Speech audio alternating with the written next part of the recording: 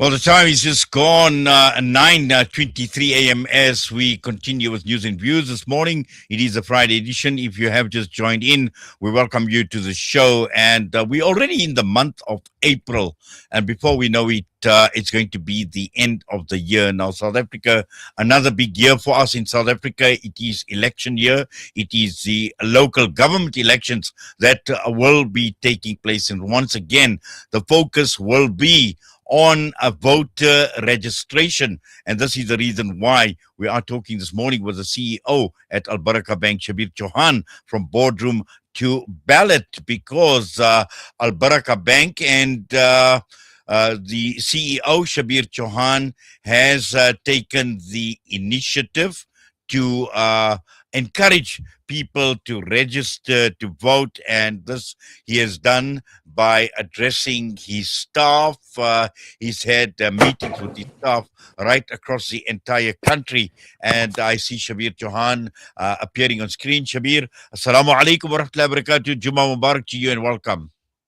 Nayat, walaikum salam wa rahmatullahi wa barakatuh. It's always a pleasure to I think we are battling to hear. Shabir, go ahead, please.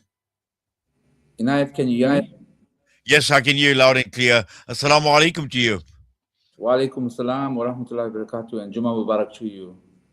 Yes, Shabir, it's a big year for us in South Africa. Once again, it's election year. It's going to be local government elections. But something that has been of concern, and I know you and I have spoken about this in the past as well, is the apathy in terms of voters and the low turnouts. And to a large extent, one of the biggest problems we have in South Africa is many people have not registered to vote. Inayat, I think it's been a major problem. As you know, we've been involved before the last elections in 2024 to get people to register. It's such an important aspect. I don't think we've been too successful with that for various reasons, as you would see from the initiatives that we've taken. We have to change the on the ground, people getting registered, people voting, etc. So I think it's a threat to our democracy, and for this reason, we're embarking on various initiatives to address this. Yes, let's talk about the Baraka initiative from boardroom to ballot, because, I believe, obviously, you've had engagements with your people at Baraka Bank right across the country, physically, and also, in terms of people right across the entire country that are involved with Baraka Bank and the Baraka Group. Inayat, as you know, UCSA, the United Ulama Council of South Africa, have taken a project on board to get people to vote in the elections. They've always have, and they'll be playing a major role in the future.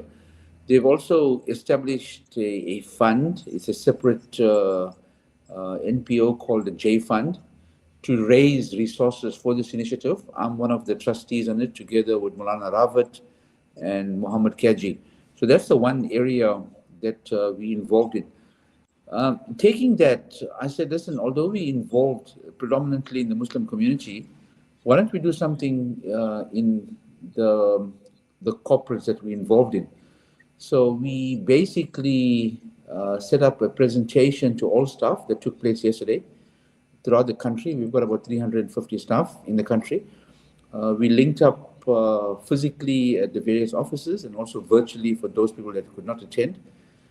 Very critically also, we invited the IEC to attend those different premises to assist in the process.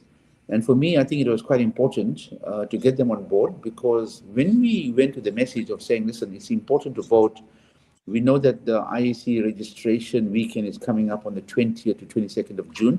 But let's be proactive about this. So 10 weeks before that date, let's go out and make sure we conscientizing people. We're making sure that they understand the obligation as far as voting goes.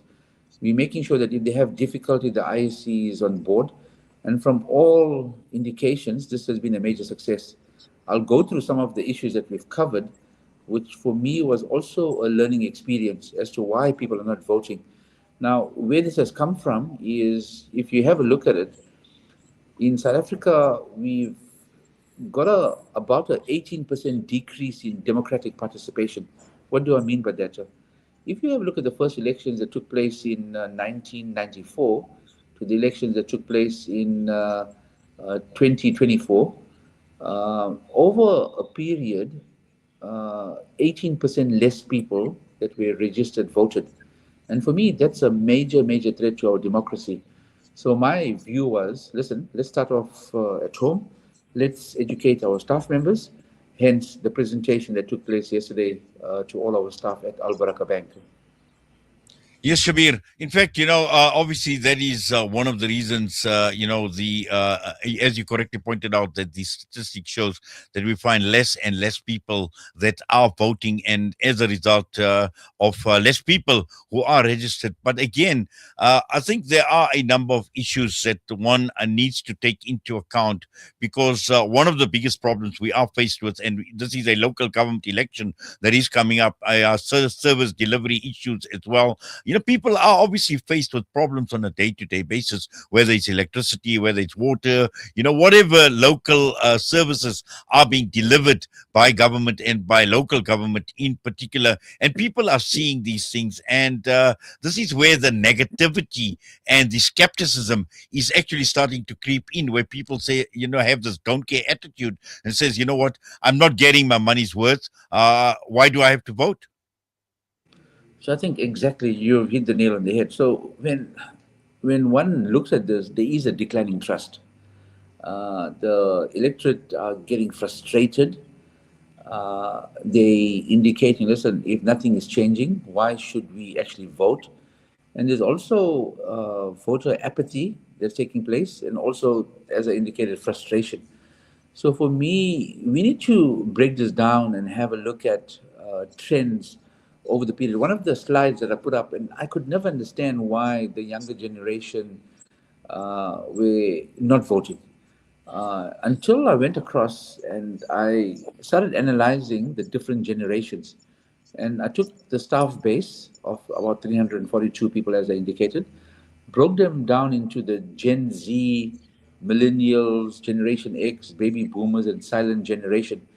And I looked at it and said, at different generations, and it was very important and it was well received to look at maybe at our ages, we have a sense of commitment to go and vote and believe it's a belief we have to vote and be loyal and there must be continuity, etc. But what I found that in the Generation Z, Generation Z, there's a skeptical of institutions. Obviously, people that vote, they want to have a sense of purpose. They want to make sure that when they vote, something is changed. They're probably more interested in the climate. They want a sense of purpose. They have a distrust of traditional politics, and they've got a very, very strong digital awareness.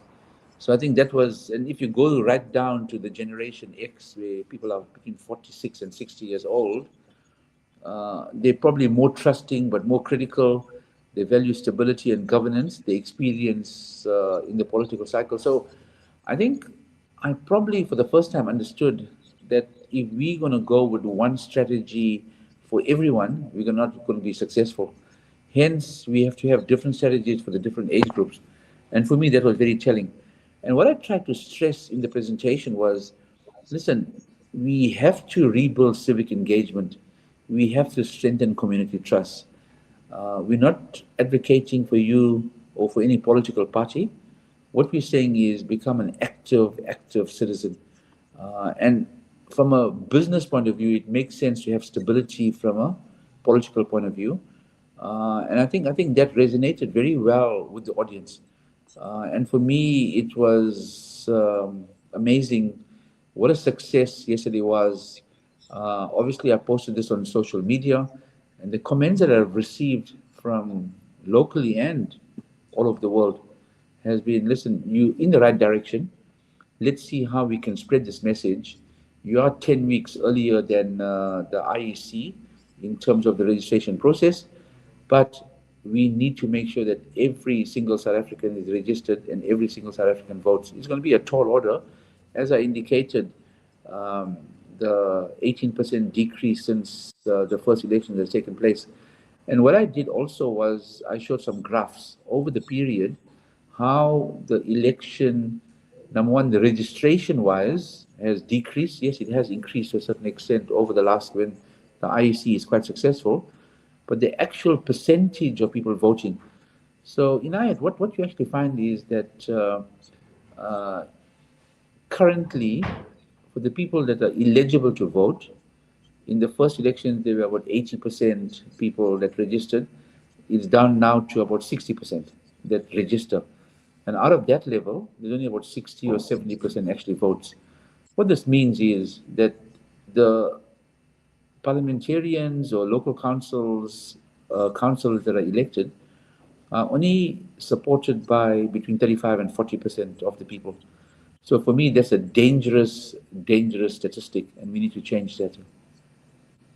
Well, we certainly do, Shabir. And, obviously, you've started this initiative at Al Baraka Bank. You mentioned that you've had these discussions with the likes of UXA as well. And just coming back to the Muslim community in particular as well, there will be a large focus on the Muslim community. But again, like I mentioned, it's right across the entire board. So hopefully, inshallah, you started early, I would say. But I'm sure that there are going to be a lot of follow ups as well. And there's going to be a gradual build up, comes June the 22nd and for voter registration. And by then, hopefully, we would be able to inform people, to conscientize people, but more importantly, to inspire people to register. Nayat, I think the issue is we don't have to wait until June. The opportunities are available right now for people to get registered. If anyone just goes onto the website, number one, you can check whether you registered or not by just entering your ID number. It will tell you in which ward you registered. It will tell you, and I'm going to probably challenge Salam Media. I'll share the information with your producer to let's go out and get people to check the registration status first. So the registration weekend is just for people to come in there physically. But as I said, it can happen from the comfort of your home by just using a mobile or iPad or computer. And once you do that and you find that you're not registered or your address has changed, it even allows you online to go and change your address. So I think this process needs to be always on campaign from now right until the date that the voters roll closes. So what was quite amazing is when I presented this and said, listen, you can go online, made a presentation, and people were quite amazed. People came after that and said, listen, I didn't know in my ward that only 10% of the voters actually voted. I need to do something about it. And I think that's exactly what we want to do, to get first our staff members to become active campaigners to get people to register. The other issue is we used a video clip. I'm not sure if you're aware, something that happened in 2021 in the local elections. The late Dr. Zulika Mayat, at 96 years of age, and I was very close to her, very fond of her, and had very insightful discussions with her. She told me, Shabir, I want to vote. So I said, Dr. Mayat, I'll take you to vote. But I said, you got a choice to vote at home. He said, no, no, I think it's my civic duty because all the corruption that's taking place and the problems that are going on, I need to make my voice heard. So she actually went in near her house to go and vote. Obviously, problems walking, etc. Took her in, voted, came out, and she made this video. It's about a 1 or 2 minute video, which I played to staff. Very inspirational indeed on the reasons for voting, the duty, and I think that's the message that we want to give out. And also, what I covered was that silence is also a choice. People don't have to vote. I mean, no one is forcing them to vote, but it has consequences. And sometimes the consequences are that just by one seat, for example, what's happening in the KwaZulu-Natal provincial government, that can make a big difference in terms of the dynamics. So yes, it's an important issue. We're trying to play our role, and we also trying to encourage others to do the same. I've written to a number of chambers of commerces to say, listen, what I've started, can you encourage other CEOs to do the same kind of issues? Have staff presentations, as I indicated earlier, we're not advocating any political party. We're just advocating your right to make a difference for our country to be a much better place for everyone. Well, inshallah, we trust and hope that this initiative is successful as well, Shabir. But again, as I've said, you are in the right direction, and obviously, together with yourself, your staff at Al Baraka Bank, and also encouraging other corporates and CEOs to actually take some cue and obviously some lessons from what you've actually started as well. So we will be watching the space. Obviously, we will be covering the local government elections quite intensely in the build up to the elections and the elections as well. So I'm sure at some point in time we will be touching base against. But for now, Shabir, have yourself a great Jummah as well. All the best to you, my brother. Assalamu alaikum wa rahmatullahi wa barakatuh. Wa alaikum salam, and thank you for giving me the opportunity to share this message. And Jummah Mubarak to you. Shabir Chohan, CEO of Al Baraka Bank, with us this morning. And quick break. We come back. We've got an in-studio interview coming through with Africa Muslims Agency. We're talking about their fundraising golf day.